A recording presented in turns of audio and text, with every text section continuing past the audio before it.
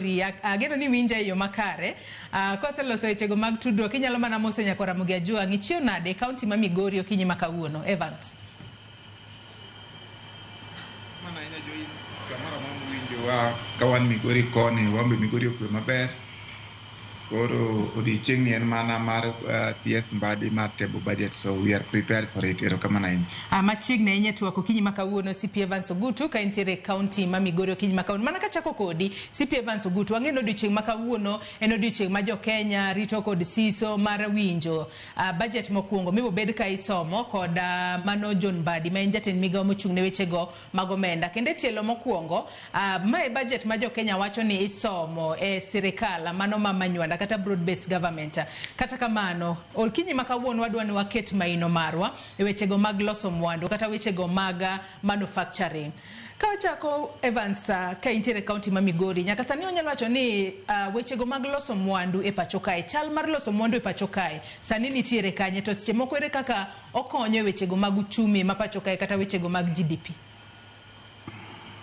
Erokamano ahinya Joyce, ing'eyo ni higa manyo kalo kata mane wakalo 2023-2024 higa mar sector mar manufacturing no perform better than the current financial year.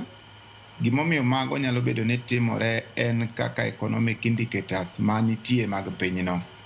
King'iyo malong'o how the budget has been structured, kata king'iyo kwadwa marry the two between the finance bill to gi budget implementation.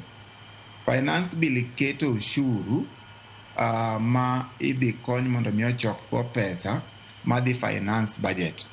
Kopo ni nitiere taxes moko kata tax head moko ma affect manufacturing sector, to eventually the manufacturing sector biro bedo kod weakness.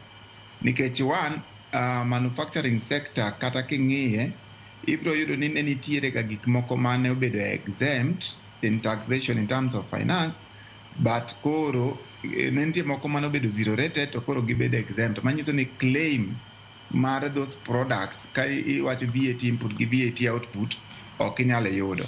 Chutho mano temo nyiso ni bech gik moko nyalo dhi malo, to seche mag bech gik moko dhi malo, even the sales of the manufacturing sector, nikech gimbe gi compete gi international market, mondo mi products ma giloso e piny ka bed mayom, nengo gi yot moingo products ma obedo imported oko. To kang'adi mana matin CP Evans Ogutu kapod antiere kuomi ka intiere kaunti ma Migori kanyo. Iwacho kanyo ni nitiere products moko ma kinde mathoth wanno ka moko bedo zero rated to moko bedo exempt.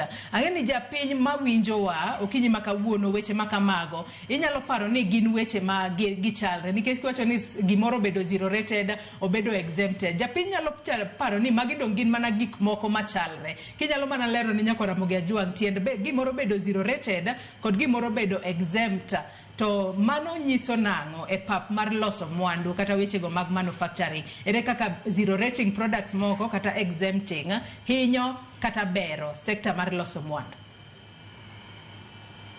Mondo mi los product nitiere gik mitiyogo kaka raw materials, manyiso ni ichoko gi mondo mi at the end of it ka isetiyo kodgi tiloso go mwandu ma idhi bedo ni en end product marino. Seche mikao raw materials mondo milos go mwandu gi, basto nitiere ushuru ming'adi ka oponi raw materials magi gi nigi gimiluongo ni VAT. Manyiso ni nitiere tax moro michulo mondo minyiew raw material midhi loso go mwandu gi. Mano e stage mokwongo. Koro at the end of it, imbe onego bed ni the VAT ma iloso go mwandu ni imbe dhi claim. Koro kobedo zero rated manyiso ni onyalo mi thuolo mar claim tax mari manise kao godo raw materials magigi mondo mi nengo mar gini kik dhi ni malo.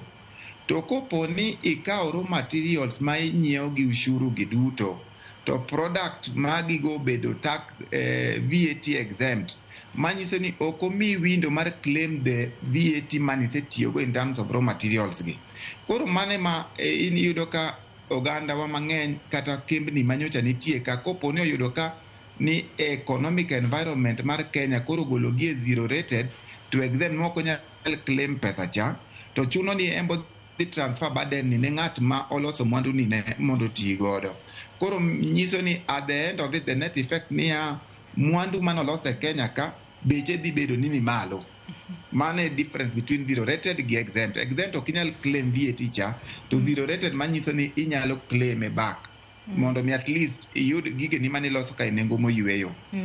Iwacho kanyo makare ahinya, yiena mar mondo ma arwak CPA Victor Gutu bende twako